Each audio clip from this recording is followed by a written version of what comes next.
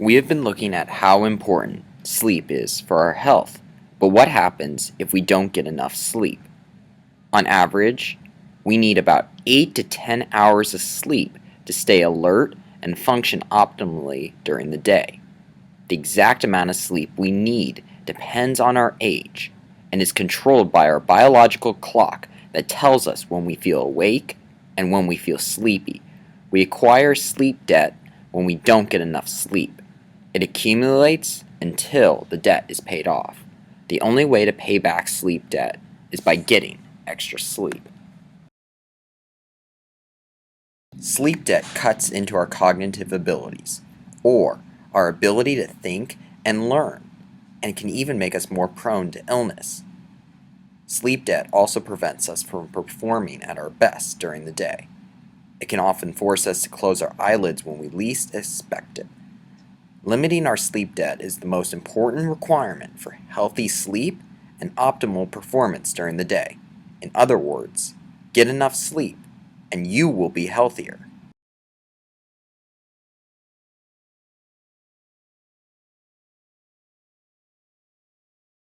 So now that we know how important sleeping is, try asking yourself, am I getting enough sleep? Unfortunately, most people answer this question with a no. They don't think about what will happen if they keep getting too little sleep. People who don't get enough sleep are called sleep deprived. When our sleep debt piles up, we feel lethargic and tired all the time. We seem to have no energy or motivation as we move through the day. Secondly, we cannot remember what we learned, and we have a terrible time focusing and even doing just basic tasks.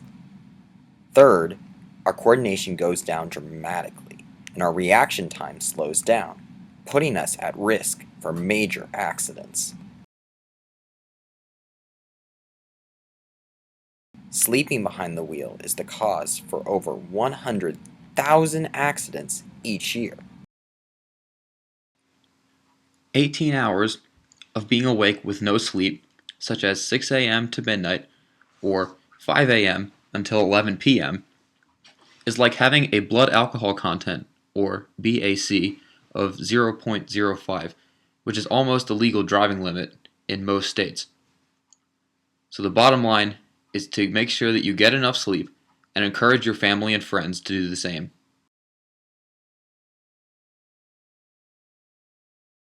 Therefore, the consequences of sleep deprivation are serious and sometimes deadly. In less extreme situations, the loss of coordination and slower reflexes that result from sleep deprivation make it hard for us to play sports, dance, and do other physical activities, play music, or do just about any of the other things that we enjoy doing.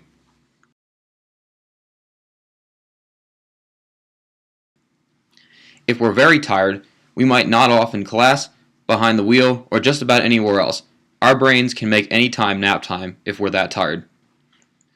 This is what's called a microsleep, or a period of sleep that usually lasts between a fraction of a second and about 30 seconds.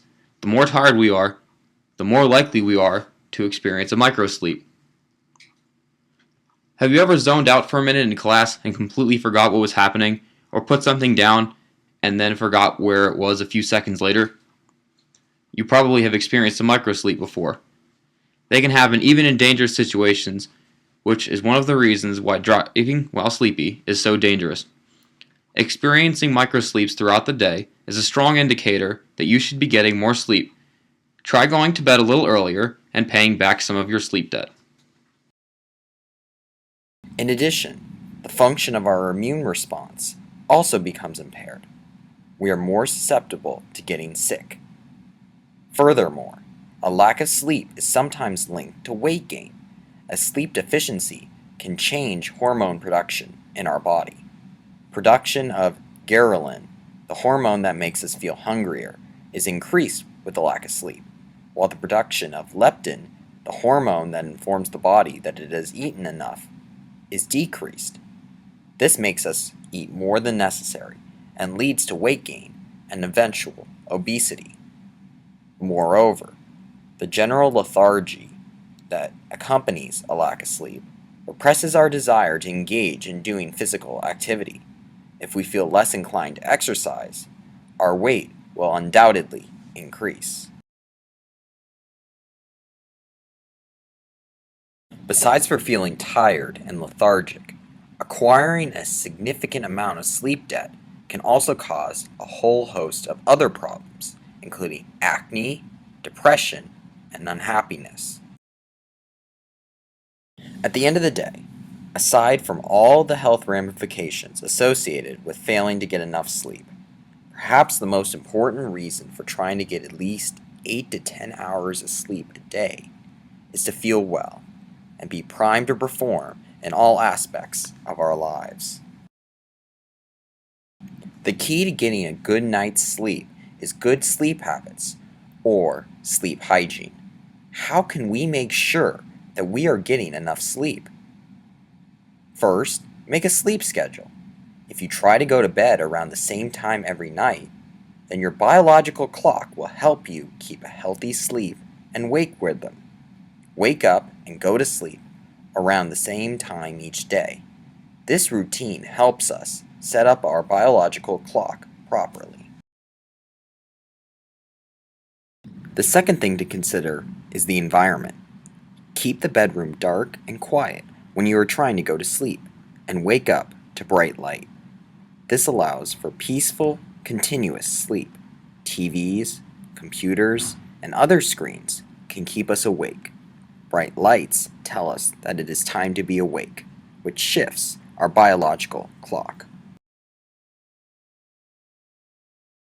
Third is exercise. Exercise tires the body and helps it have a more restful sleep. However, if we exercise too close to bedtime, we become restless and will have a hard time sleeping. Fourth, avoid caffeine and energy drinks in the afternoon and evening. Caffeine is a stimulant and will interfere with sleep.